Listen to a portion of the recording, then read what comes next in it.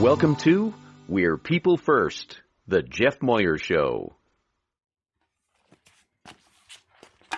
We're on, Ray. Hey. Well, good afternoon, evening, morning, at whatever time you are watching, because we know most people catch this as a recorded show rather than live. What is sure is good to see all of you. Yes, it sure is. And you know what? You're kind of dressed differently today. Why don't you tell us about your shirt?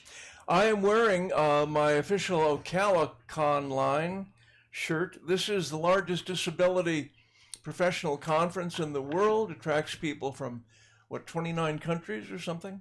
19 countries, all 50 states, 19 countries. 19 countries, 50 states, and I'm doing a closing on the track on technology on day two. It begins on next. What day does it begin? Your part is the 17th. It starts on the 16th. It starts on the 15th. 16th. Well, I'm on the 15th, you said? No. 16 through 19. You're on 17. 17, okay. 16, 17, 18, 19 of November. Check it out. Siblings get in for only $50. Siblings and families or students, $225 for professionals. It's a great conference. We'll come back to that, but let's talk about our theme first. Oh wait, I need to say what I have on. I have on a tunic that's white and brown, fall colors, and kind of a dark brown undershirt with it. So there we go. And I'm wearing a blue long sleeve T-shirt that says OcalaCon line. Yes, you are. Right. Okay. And good. So tell us, I think you want to do a song. I want to do it quickly while it's set, but this is a song called We Are All Family, and this show is about siblings. We've had a show on fathers, a show on mothers, now we're talking about siblings. And this song says, we are all sisters and brothers. I want to say one thing. When I said something to one of my friends about siblings, she didn't understand it was siblings of... Sorry, siblings of people with individuals with disabilities. Yes, right. Yes, right. She just thought it was siblings, you know. No, we'll get back to that. But let me do my song while this is still set perfectly. I think that's a great idea. Okay. And this is called And this is from my album, We're People First. And I often closed concerts singing this, leading the audience in song and signing. So I will sign the song. We are all family upon one earth. Whoa!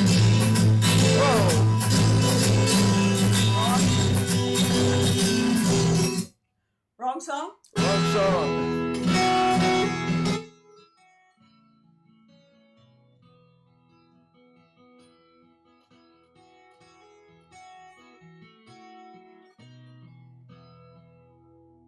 We are all family upon one earth.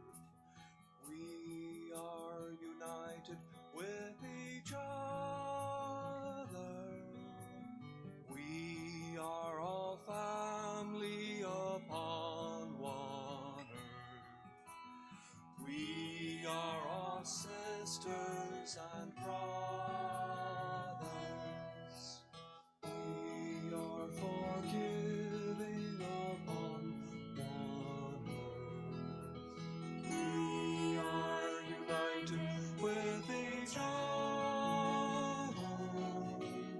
We are forgiving upon one earth. We are all sisters and brothers.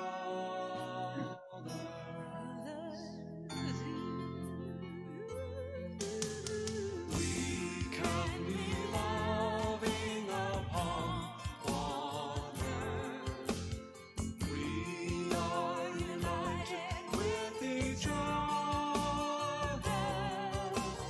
We can be loving upon one earth.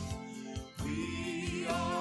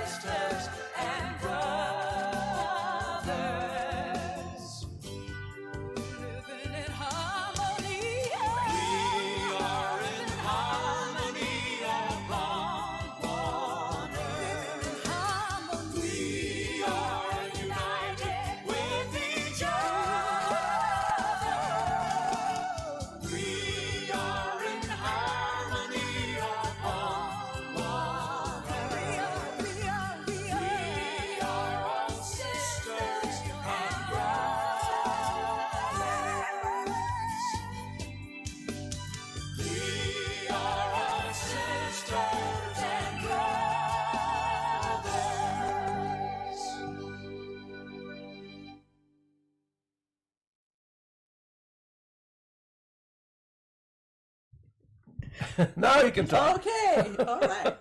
I just love that song. Tell us about the person. I was lip syncing it, but I don't want people to think I was that female. That was the great Sasha Blockson, a fantastic African-American vocalist from Cleveland. I recorded this album in Cleveland, where I lived for most of my life. And Sasha Blockson had gotten off the road as a backup vocalist for the Rolling Stones, came into the studio and did that recording, along with two others on that album. Well, she really gets you going, doesn't she? Oh, I love that song. Yeah. Okay, now a few little things that we want to talk about. Be sure we cover. First of all, thank you so much, people. We had two fabulous donors last time. Between the last show and this, that is? Between that show and this show, we had Josie, and we have a SIB donor by the name of Colleen. That's right. Both gave very generous donations. We really appreciate that. That'll help, keep the lights on. That's right. Well, and we're so grateful because these happen to be friends of ours, and they think enough of the show that they watch it religiously and are willing to donate to support it. Now, I have another thing I want, and you've got one too. We want to share our little corn pod. Absolutely. Look at these. Ears of corn. These are little great? worry beads that they're so comfortable and fun in your hands, almost like Buddhist prayer beads. And they're made by a friend of ours named Tally Russell, who is a very talented young woman, artist, author, I'm going to hold up her business card to show you what she's done with her. She has many of these ears of corn, and she arranged them for this business card in the shape of a wreath. And these are only $5. She sells these for Such $5. a bargain. Yeah. So you can find her at Tally, Tally, Russell, Russell, at yahoo.com. Tally Russell at yahoo.com. And check out her work. When she sent us, she included a beautiful card that her father took. Fletch Russell, who has been a guest on the show. Who's been a guest on the show, yes, right. And this is called, let me get the title right, this is called A Climate Change Print. Yeah, he Beautiful. has done a whole series on climate change. They live in Kansas, and boy, they have seen the climate change there.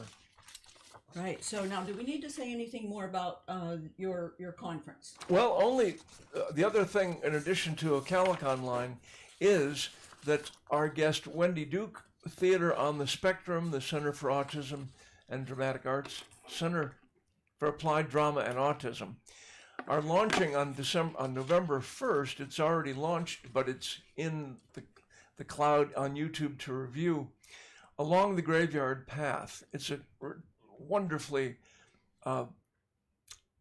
complex and interesting series of vignettes on the history of disability throughout time, based on skeletal remains and what we've learned from burials. This is based on an anthropological study, and they took it the next step and enacted scenes and along integrating my music, 9 of my songs. 9 of your songs, and you wrote a special song just for them. I did, called The Graveyard is Telling Its Tale. Yeah. Yes. And that also was used as the closing music for a PBS special called... I can't remember what this special was called. Yeah, oh boy, am I ready. Anyway, look up the Center for Applied Drama and Autism, CATA, and Theater on the Spectrum along the Graveyard Path. Right, and it's on YouTube. Yep. And it'll be aired every Monday for, I believe it's 6 weeks, and then it goes, that's Act 1 or Section 1. Then there's another section that comes after that. So every Monday until the end of March. Mm-hmm. Yes. Yeah, 2 acts, 8 scenes each. Love to see those wonderful actors. Absolutely. And they've really made the best of pivoting with COVID, as we've all had to do. Yes, yes. Okay, so just one more thing about the conference here that you've got on your shirt. Yeah. I think we mentioned they can get college credit. They can also get CEUs if you decide you want to attend. It's all virtual. And I believe once you've registered, then you have access, like if you miss a session that you want to see, you can go back and it will be recorded. And you can get college credit from Kent State, where I taught, and Christy graduated with her bachelor's and her first of 3 masters, and also Ashland University, where I also have taught in Ohio. Yes. So an Ohio show today. Well, really not. Right. Now, a couple of other things. Just for this month is in honor of Native American heritage. So all month of November is there's many things happening online and in different various communities. So think of our ancestors, our Native American folks that were here way before any of us were. So, and of course, the thing to remember, the tragic cemeteries that have been discovered. And they're still discovering. Still discovering. Yes, still discovering. And all throughout North America, both on this side of the border and north. Absolutely. So let's see now. I think we're kind of coming up to the end of this first section. I'm going to check my time. We have 3 more minutes. Oh, good. Well, we don't have to fill out well, you don't every right. minute of the 15. Actually, though, it is a good time to start this transition because our friend Don Meyer, who is a man that has now in retirement, so he says, but we were able to convince him to come on the show. He has so much to tell us about the work he has done in support of siblings of kids with disabilities. So I think without any further ado, we can say that we're going to play a little intro music and say, welcome, Don Meyer.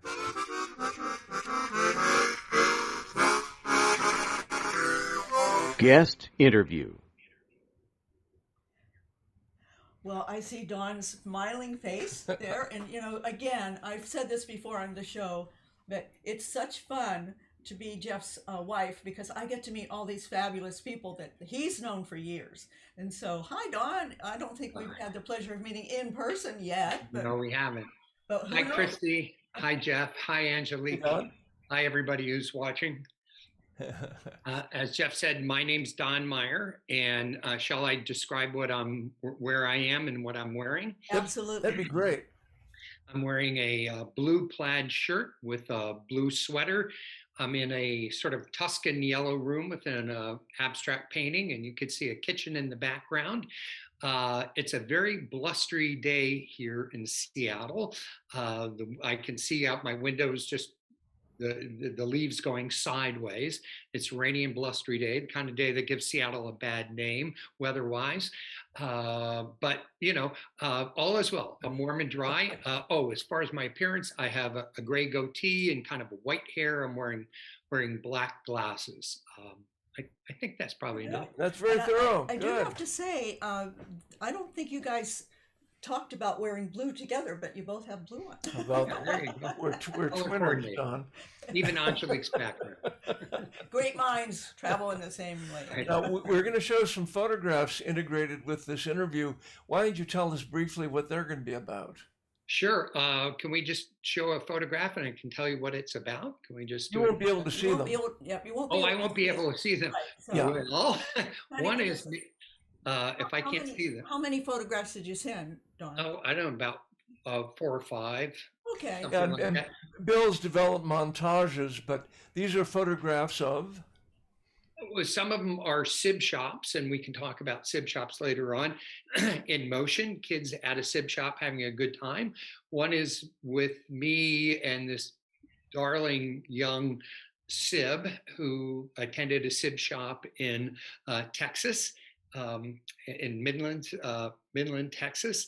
Another is me giving a presentation in Turin. Another one is me sitting in front of a bunch of SIB shoppers at a demonstration SIB shop that I did in Tokyo a few years back. It was said, Franklin Roosevelt, after he died, that a man's greatness is known by those things that he created that live on after him. And in your case, Don, you have created 500 SIB shops. Is that a right number? Yeah, the Sibling Support Project is the parent organization, but we're probably best, we have a number of sibling initiatives. What we're best known for is helping local communities start these things that are called SIB shops. And if you've never heard of them, SIB shops are peer support and education programs for school-age brothers and sisters. we've contended that sibling experiences parallel parents' experiences, and most parents would benefit from an opportunity to meet other parents of kids with disabilities, find somebody who's walking down a similar path. But all too often, brothers and sisters don't have that basic consideration. And I am continually meeting sibs who are well into their 40s, into their 50s, who have never checked in with another sib.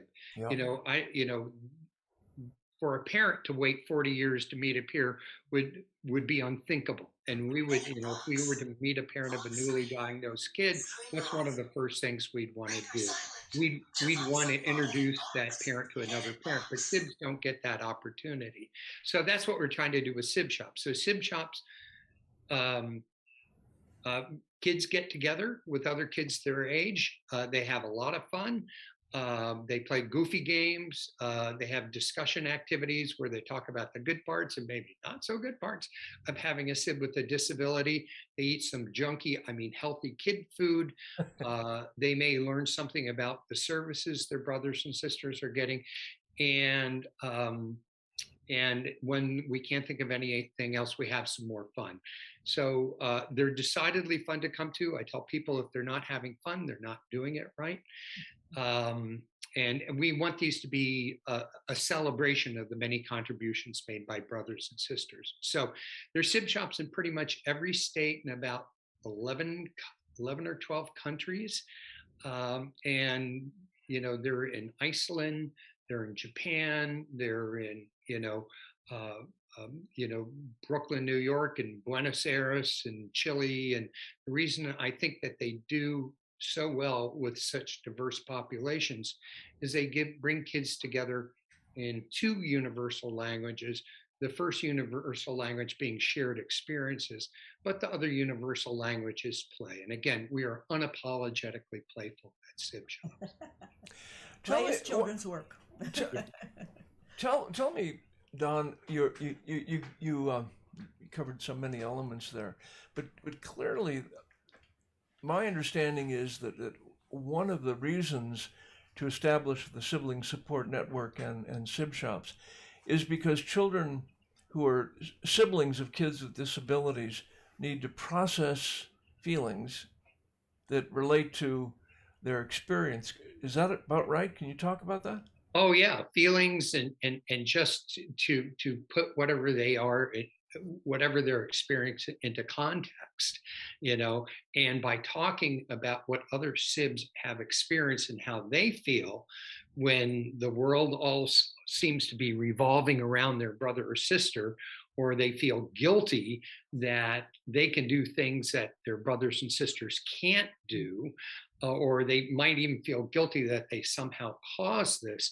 They need to have a forum in which they can discuss this. Wow. And the facilitators will kind of, let them know that they're not alone. And with the other kids, they can brainstorm solutions to sticky situations sibs sometimes find themselves. Well, you covered some things there that rang distant memory bells for me, but I haven't thought about in a long time. I'm curious, Don, what would you say the youngest sib shop attendee has been, or?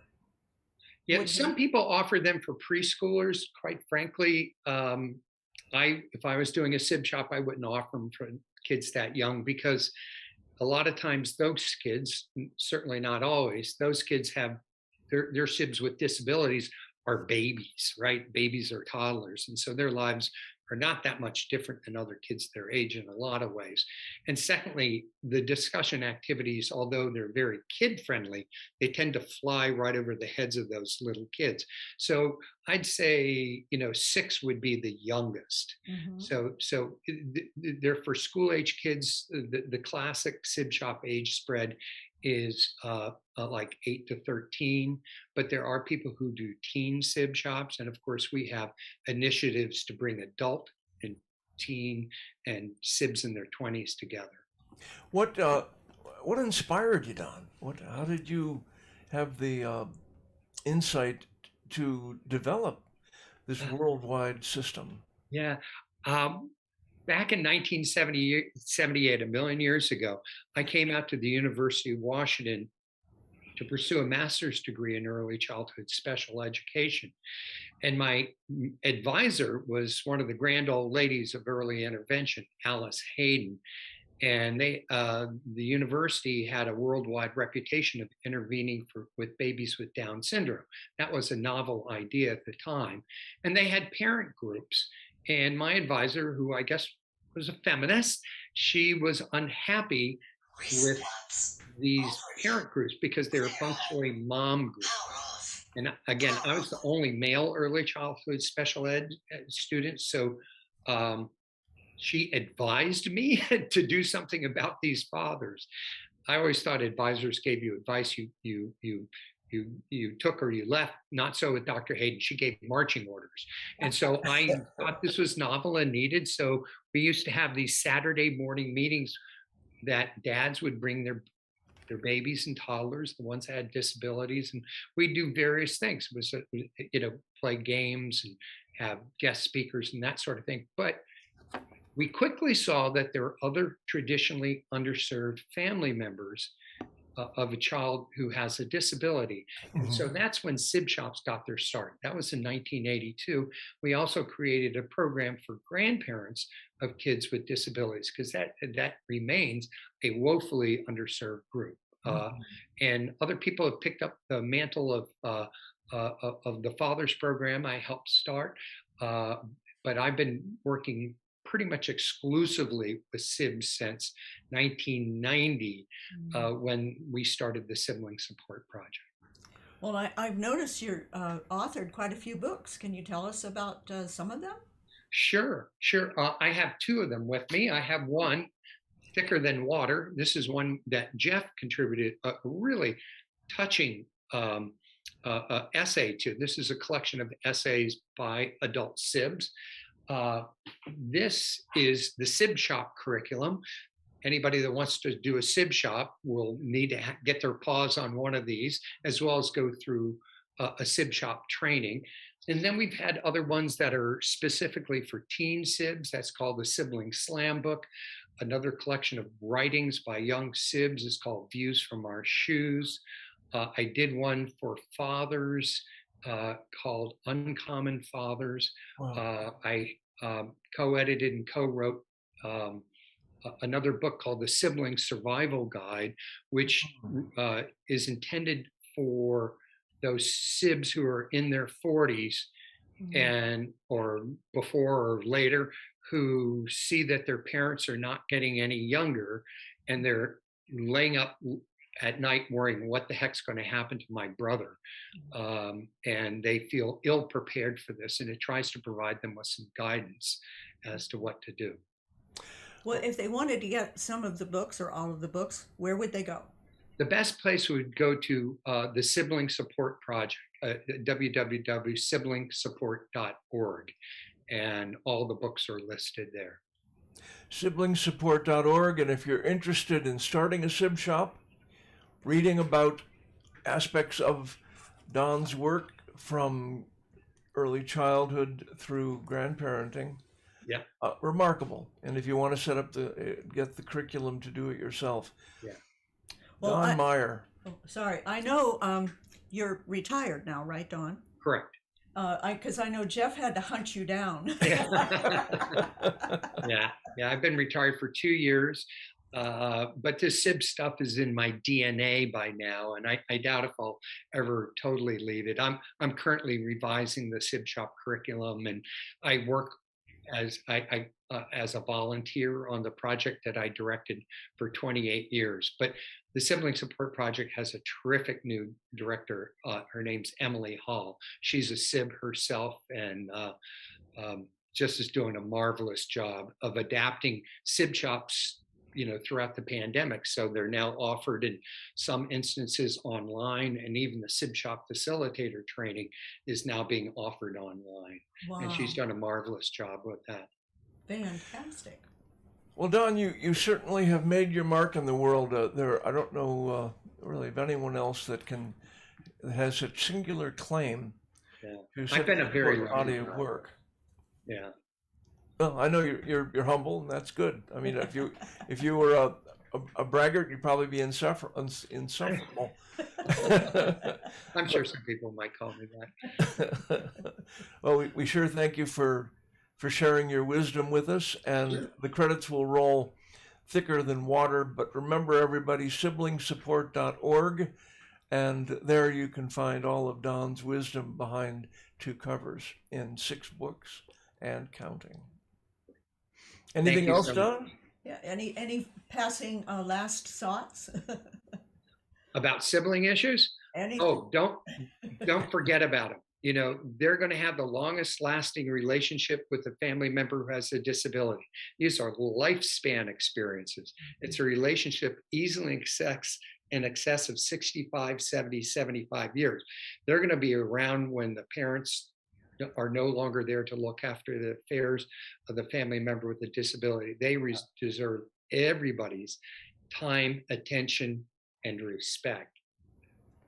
Well, Thank you. You certainly have created the architecture through which that occurs. In how many countries did you say? Probably about 14. Oh, remarkable. Fabulous. Thanks again for coming on, Don. Thanks again, Don. Thank you for having me, everyone.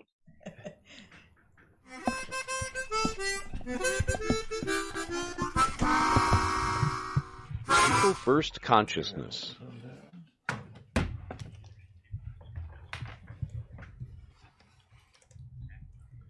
Okay. Okay. Ready for People First Consciousness? Now, I'm not sure where you wanted the mic for this. We wanted to have that There? just like Okay. that. Yeah. I think that. Well, Isn't that where it find is out. when you're speaking? No, I'm not about there. It's all you. Is that about where? That's good. Okay, here we go. This is an essay that I wrote in specifically for today. My brother Mark and me. I was 5 years old when my little brother was born. He was early, and immediately the doctor knew there were problems. You're a little loud, honey. It's a little loud loud. on that mic. Okay, well then we need to back that up a You little want bit. to make it comfortable. Okay. So Bill was telling you that. Yeah. All right. Well, let's try this. Bill, what do you think? Is this volume about right? Is this better? Yeah. Yes. Okay.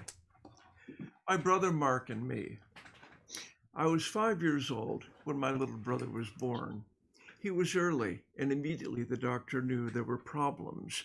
My mother was told in the language of the 1950s that while he did not look like a mongoloid, he had the reflexes of an infant with severe mental retardation.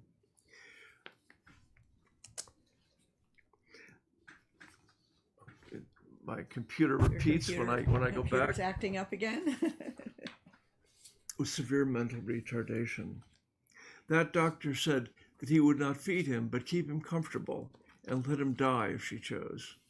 But if she wanted her son to live, then the doctor's advice was that the infant should immediately be sent to a state institution for the mentally retarded. They should forget he was born. He said that his needs would be so great that they would block out the other parents' attention, that they would block out the parents' attention from their other children. So either way, the good doctor recommended that the infant boy should not invade the Moyer family with his extraordinary needs. My mother came home from the hospital before my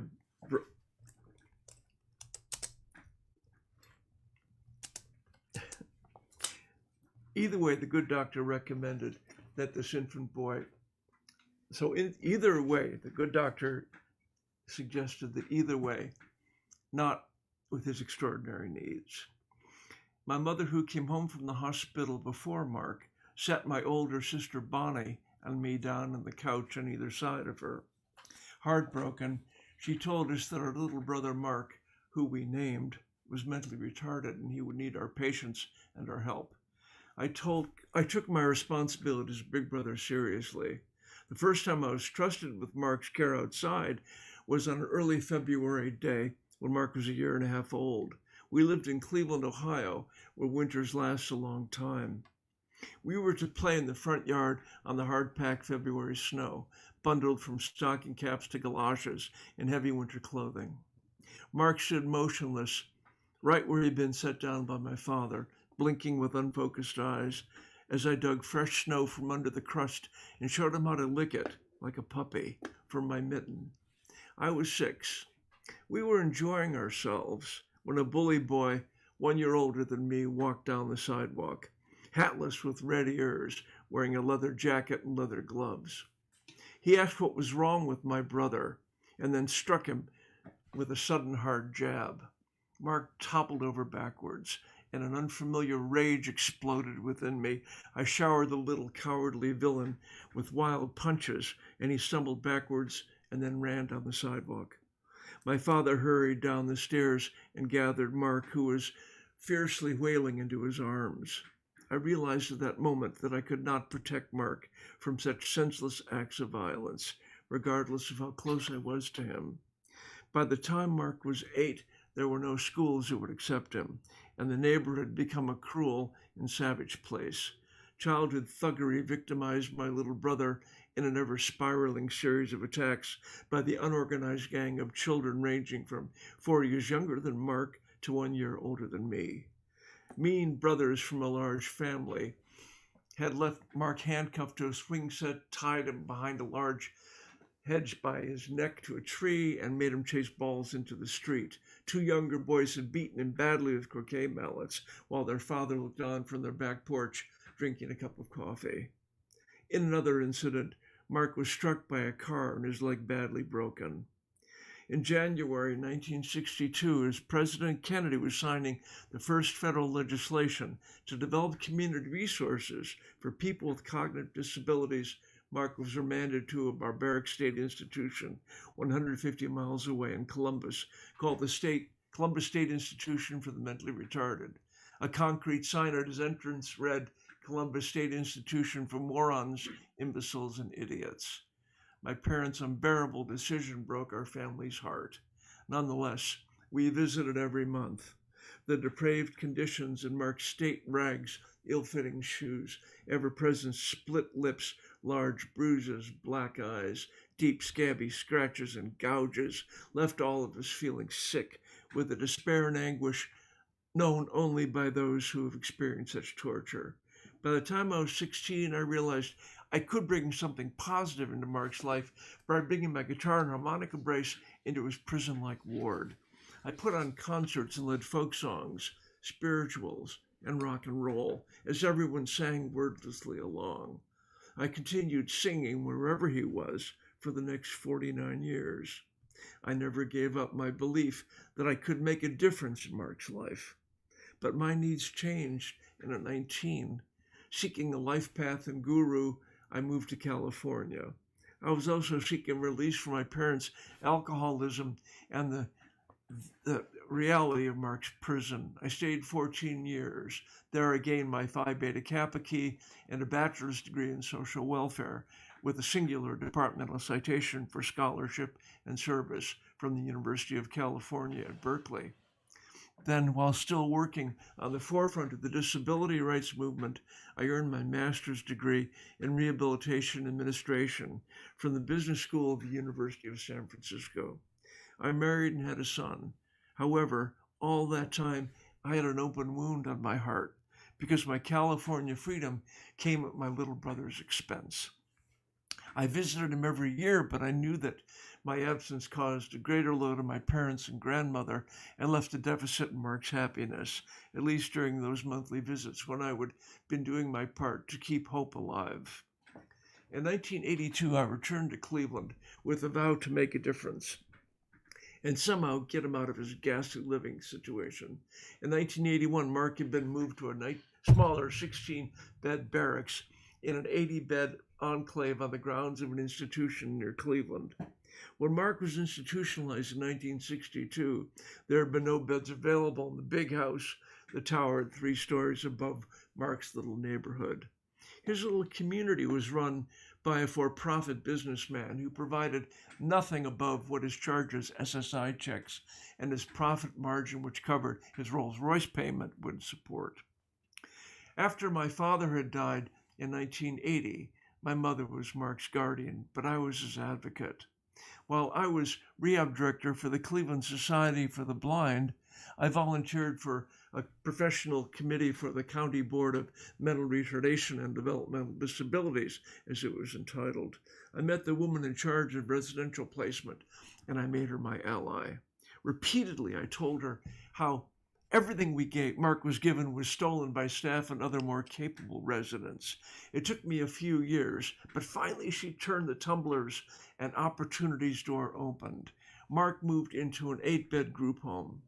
There is terminology concerning what happens to people who've been forced to live in such large aggregate institutions as Mark had endured. It is called institutionalized mental illness. In 1982, all of my brother's housemates and my brother had that tragic condition. So it was that a violent woman constantly would aggress on Mark and her other housemates. Mark was tolerant, but another scheming resident murmured invectives constantly toward the other woman. Dear Mark was patient for a long while, but he had learned well the type of one-on-one combat life in those prisons required. As a result of 2 violent incidents, when Mark was left holding the bag after his accomplice disappeared, Mark was removed and put in a sort of penitential limbo. My mother had died, and I was Mark's fully engaged guardian. After over a year of inaction by those responsible, I was given authority. A friend who was a real estate agent and a sibling of a brother with severe disabilities, with his help, we found a place. The landlord, whom I knew from high school, demanded 1-year rental security deposit once he learned my purpose. However, a disability rights attorney and the Fair Housing Act amendments brought things right. I rented that place, furnished it, and 33 years after Mark was sent away, I brought him back to a new supported living arrangement into my own neighborhood. I could walk to his house, and removed from violent situations, Mark became a peaceful, generous, compassionate, and loving man. I admit that as a child, there were times I was embarrassed by my brother when I'd be trying to play with friends and he would bother us, craving attention. But as an adult, Mark's behavior was never a source of discomfort for me. I brought Mark to my home and church for every holiday and his birthday, and I visited him every week, taking him to eat and ensuring that all of his needs were met to the best of my ability. Over the years, Mark was my first priority, although my spouses didn't have the same commitment or patience that I had. 2 marriages and another relationship ended over Mark. After my grandmother and my mother had died, there was a void. Finally, my wife, Christy, loved him as I did, fulfilling his adult life's needs for a woman's constant touch of gentle and compassionate giving. My son inherited the gene, and his presence at all family events and his backup when I was out of town added to Mark's normalcy and joy. Research has shown that siblings of individuals with cognitive disabilities gravitate towards 2 extremes. Either we're very involved or we're not. For those of us who choose to make our siblings a genuine part of our lives, many benefits result. In Grit, a family memoir on adversity and triumph, I describe what I call multiple wisdoms. They are the spiritual aspects that all of us share and that we can see in others if we provide the opportunity within which they can be manifest. Such attributes as generosity, desire to serve others, forgiveness, humor, compassion, courtesy, kindness, courage, joy, and acceptance are all innate wisdoms that are within us all. In our busy and demanding life and world, the world becomes smaller and distractions greater, making the choice to really commit to another comes only to those willing to give time and attention, which by definition could easily go toward our own entertainment or personal interests. I think that heart intelligence is innate, but patience and kindness can be taught by example. It's about selflessness, getting out of the way and letting another's well-being matter to us above our own. Anyone in the family can be a teacher. Mark became my teacher. For those children whose life circumstance has given them the opportunity to give to a sibling with disabilities, that choice can make all the difference. children need to be encouraged, affirmed, and supported in their giving and need of time and attention. Teaching that value, the greater the effort, the greater the benefit. May we encourage, foster, and lift up the humble acts of children which give opportunities to another in their family. It is worth the effort. And I would finally say that when my brother passed away in 2014, then Christy and I were free to leave Cleveland and travel to other aspects of our life's journey, which brought us to high in the Rockies and then finally here to Christy's home, which she had been renting in San Diego. So there you have it. And Don Meyer's work and the writings of other siblings that he's captured in the book that he edited, Thicker Than Water, and all of, anytime you find another sibling, talk to them. They'll have something to teach you.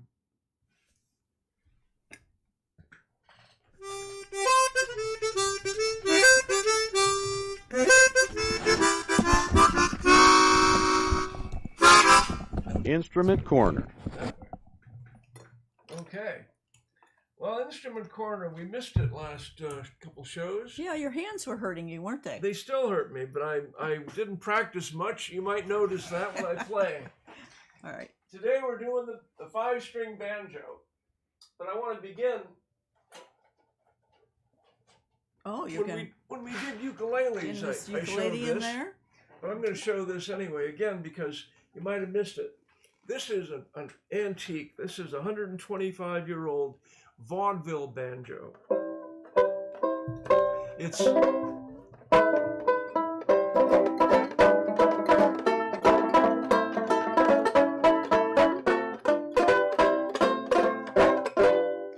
5 foot 2 eyes of blue. Oh, what those 5 foot could do. Has anybody seen my gal? 5 foot 4, right? Yeah, well, you know what? I've lost 2 inches. I'm 5'2". You are 5 foot 2. Oh, I could keep singing. This little banjo is a banjo ukulele, but often banjos, 4-string banjos, are called plectrum banjos, and they're tuned differently. And that's the type of banjo you'll see used in Dixieland bands and in Dixieland bands and jazz. But this is about the 5-string banjo. Now,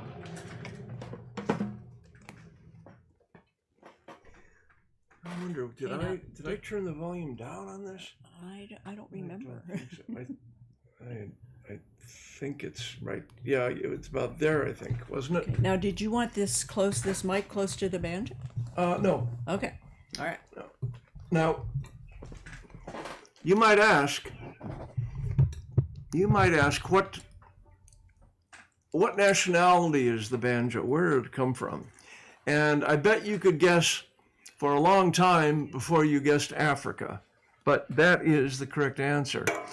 Now, I want to interrupt because were we supposed to adjust the volume over here? I did. I think I turned it down just a little bit. You might ask Bill.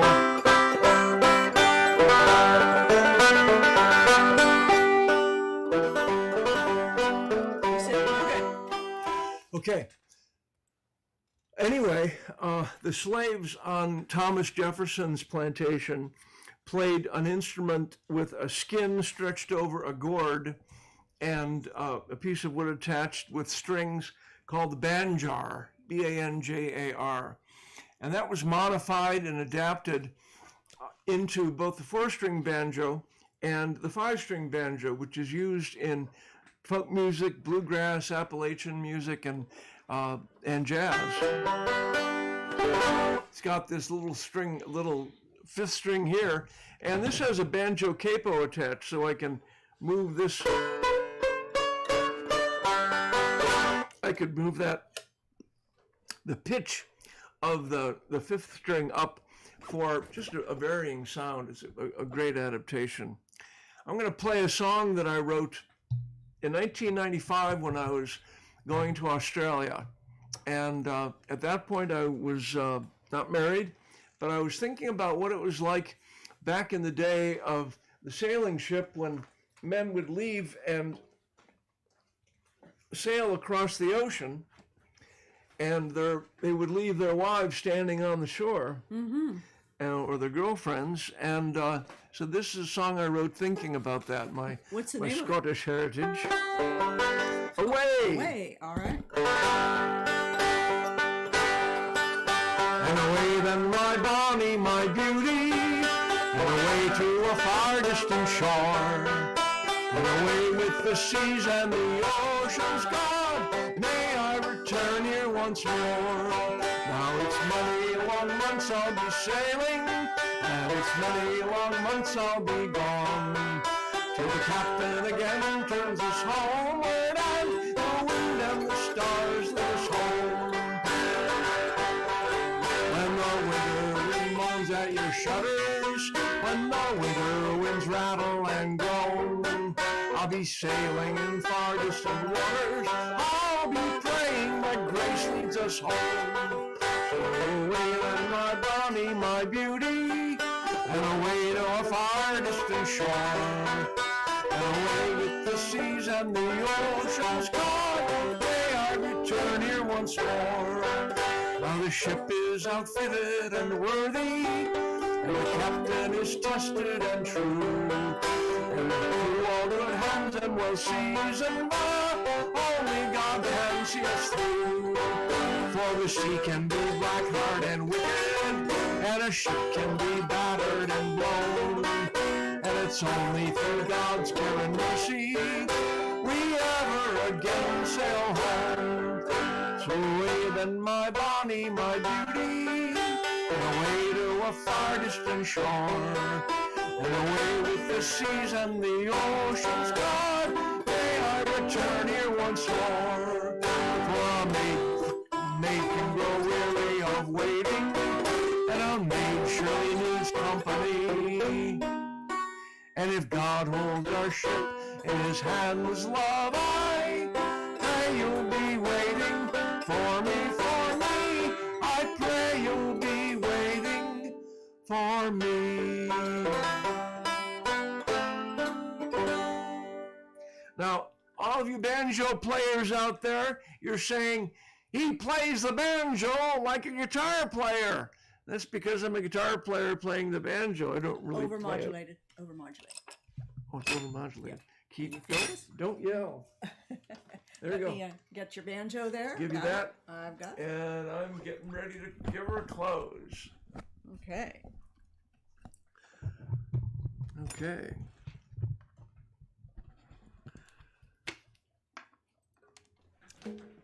You gonna put that down and join me on the close? Yes, I'm just going to put it over here where it's safe. Okay. Oh, okay.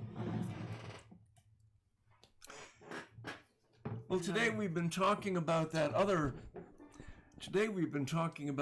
members of the family in addition to the father and the mother, as Don said, that make such a difference for individuals with disabilities throughout their lives, and that is siblings. And for those of you who are siblings, we know that this touches you at a very deep level. And for those of you who aren't, I'm sure you know people who are siblings. And for all of you, if you find a way to give support either to your sibling or to a sibling, if you find a way to support that individual with a disability, wrap them in that circle of belonging and support that is it's a universal human need, you'll find that you will add to the world's peace, sweet peace.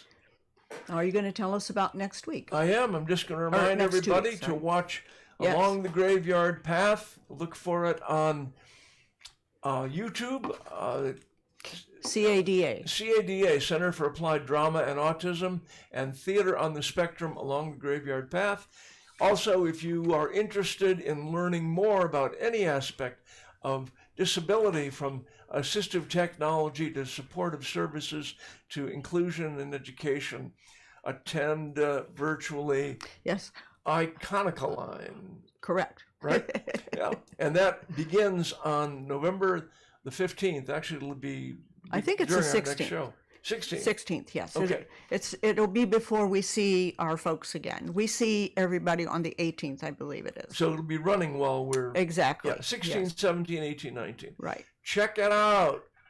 So Okay. who's coming up? Who is our guest? Let's give a little pause so we can get Okay. a nice clean break. On our next show, we're going to be talking about a topic that is invisible, I would suggest that even people with visual disabilities don't know about. And that is how blindness was excluded from the ADA and its major provisions. And we're going to be talking about advocacy and about a technology that no longer exists, that we were that close to making it possible for people who can't see or can't read signs to get along in public places and all manner of the pedestrian experience, talking signs. So join us for some hidden aspects of disability history, and we'll be interviewing Mike Cole, who is a longtime leader in the blindness field, a longtime researcher about technology, and a retired administrator both of the California Orientation Center for the Blind, which is the residential training program for adults with visual disabilities, and also he was the executive of the Hatland Center, which was an innovative program beginning in the 70s that taught independent living through apartment living and services delivered in the real world that way. So come join Mike Cole and us for a look at blindness from angles you've never seen it. And please join us then. Look forward to seeing you.